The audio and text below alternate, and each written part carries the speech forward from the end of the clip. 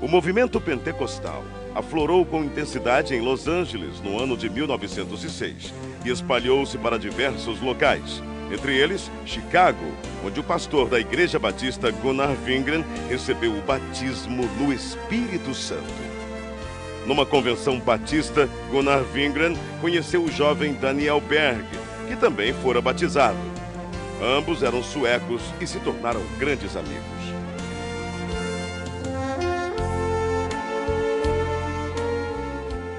Mais tarde, em South Bend, durante uma reunião de oração, Gunnar Wingren relata aos presentes o que Deus lhes havia revelado. Brothers, the Lord has shown us that we must go to South America, to a place in Brazil called Pará. Neste porto, em 19 de novembro de 1910, o pastor Gunnar Wingren e o irmão Daniel Berg desembarcaram em terras brasileiras, como nos conta o presbítero Pedro Silva. Conforme a história dos antepassados, porque eu não assisti, que não era nascido nesta época. Mas meus pais foram os primeiros crentes da Assembleia de Deus no Brasil. E eles conversavam em casa, contavam tudo direitinho. O navio atracou na escadinha, no cais do porto, e eles saíram do navio com suas maletas na mão, e sem destino, porque não conhecia nada, e tampouco não conhecia a língua. Saíram em direção da Avenida Presidente Vargas. Ao chegar na Praça da República, sentaram em uns bancos de mármore que tinha lá naquela época, e ali ficaram pensando e orando em espírito para Deus enviá-lo o que eles poderiam fazer. Sem rumo, sem economias, numa terra de um povo completamente desconhecido. Esta era a situação de nossos missionários. O futuro era uma incógnita. A única coisa de que tinham certeza era que o Espírito Santo de Deus estava com eles.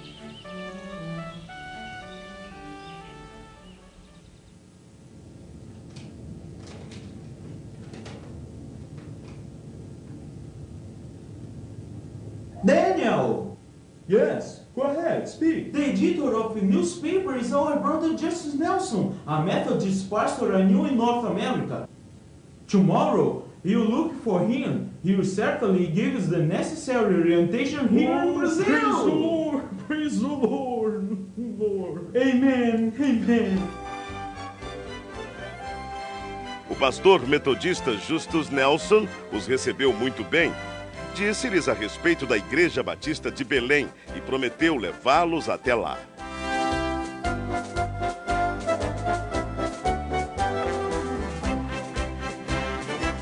Na pequena Igreja Batista, os missionários conhecem o irmão Raimundo Nobre, líder do trabalho batista no Pará, que ofereceu-lhes abrigo nas dependências da igreja.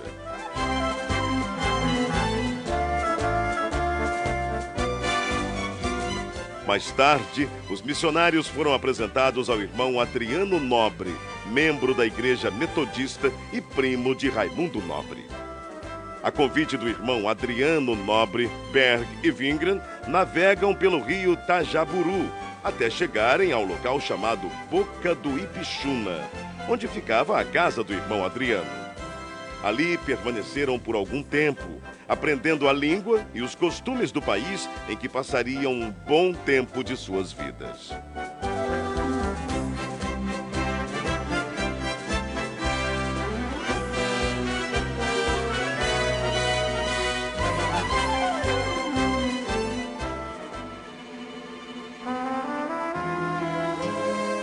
De volta à Igreja Batista, não cessavam de orar dia e noite, avivados pelo Espírito Santo.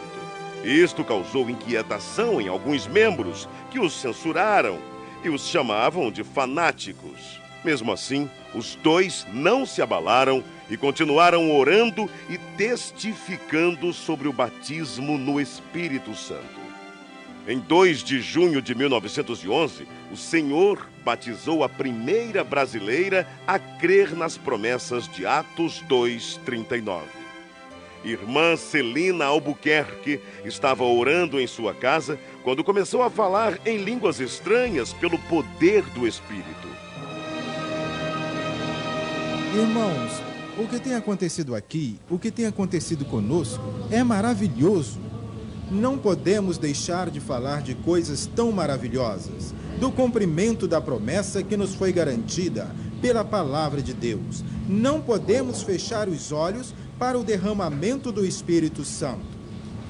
Irmãos, não podemos deixar que doutrinas estranhas invadam nossa igreja. O fato gerou uma grave polêmica na igreja. A maioria creu na doutrina do batismo no Espírito Santo. Entretanto, outros membros, liderados pelo irmão Raimundo Nobre, rechaçaram completamente a ideia e votaram a favor da exclusão dos simpatizantes ao movimento pentecostal. As 17 pessoas que saíram da Igreja Batista se reuniram na casa da irmã Celina e ali, juntamente com os missionários Daniel Berg e Gunnar Wingren, abriram um novo trabalho. Enfim, em 18 de junho de 1911, na rua Siqueira Mendes, número 67, começava a se estabelecer a primeira Assembleia de Deus no Brasil. Enquanto o pastor Gunnar Wingren pastoreava a igreja em Belém, Daniel Berg saía como colportor, vendendo Bíblias e pregando o Evangelho em diversas cidades.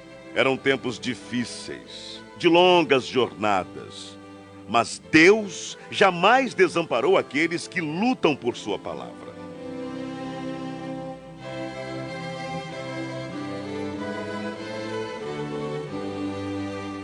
O desafio era muito grande, mas a obra de Deus crescia cada vez mais. Absalão Piano, pastor pentecostal brasileiro, ordenado por Gunnar Wingren em 1913, em Rio Preto, Tajaburu do Norte. Depois dele vieram Crispiano de Melo e Adriano Nobre. Neste mesmo ano, o pastor Gunnar Wingren deu início ao trabalho missionário brasileiro, enviando para Portugal o irmão José Plácido da Costa e família. Em maio de 1913, o trabalho foi estabelecido e os portugueses passaram a conhecer a mensagem pentecostal.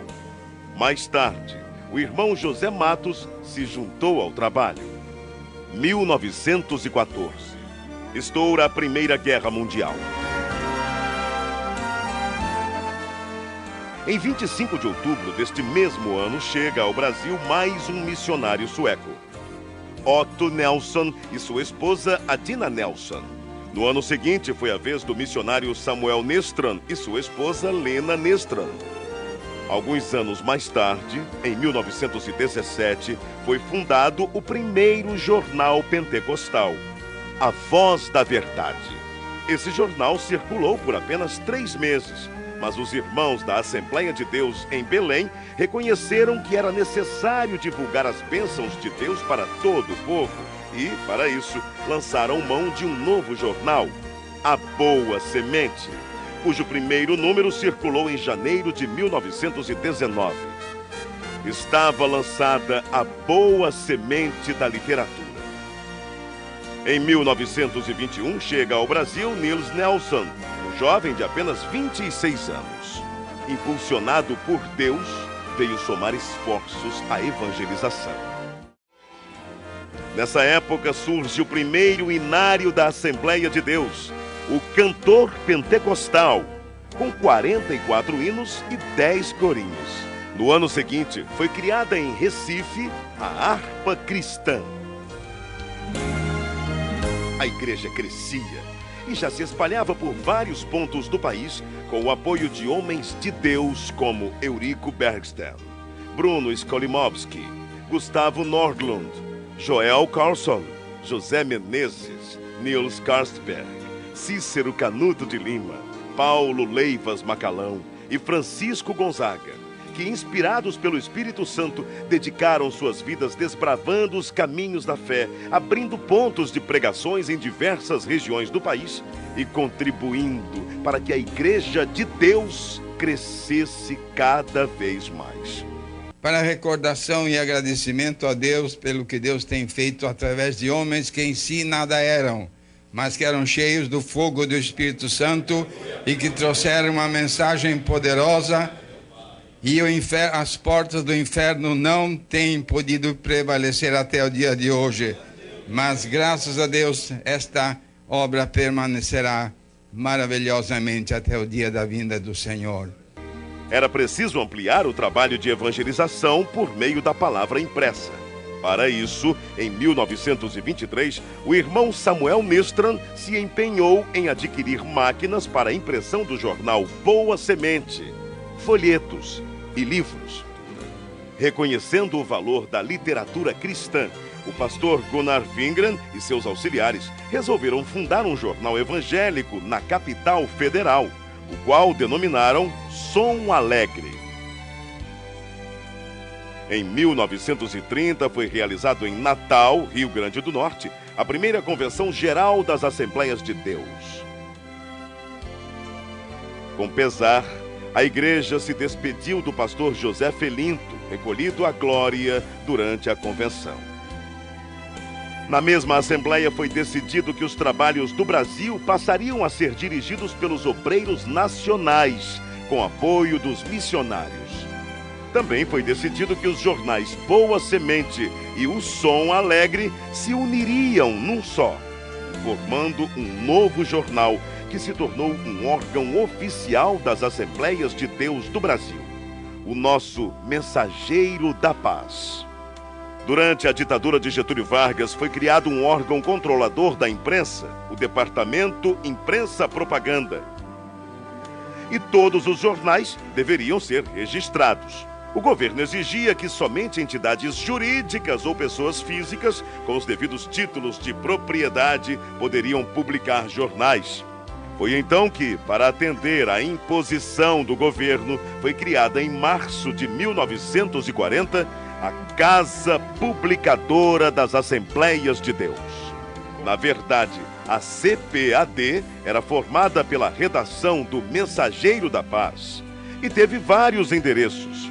Iniciou na Rua Figueira de Melo, número 232, ao lado da igreja. Depois passou para a Praça Marechal Deodoro, número 338, atual Campo de São Cristóvão. Em 1946, a CPAD passou a ser propriedade da Convenção Geral.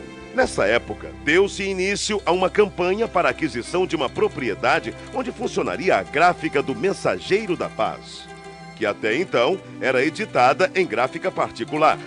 Após vários meses, finalmente era lançada a pedra fundamental, a Rua Olindo de Melo, número 581, atual São Luís Gonzaga, 1951.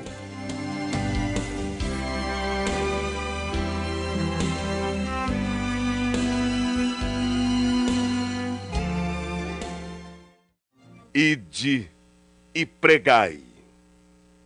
É preciso ultrapassar fronteiras e chegar até os confins da terra, anunciando que Jesus Cristo é o Senhor.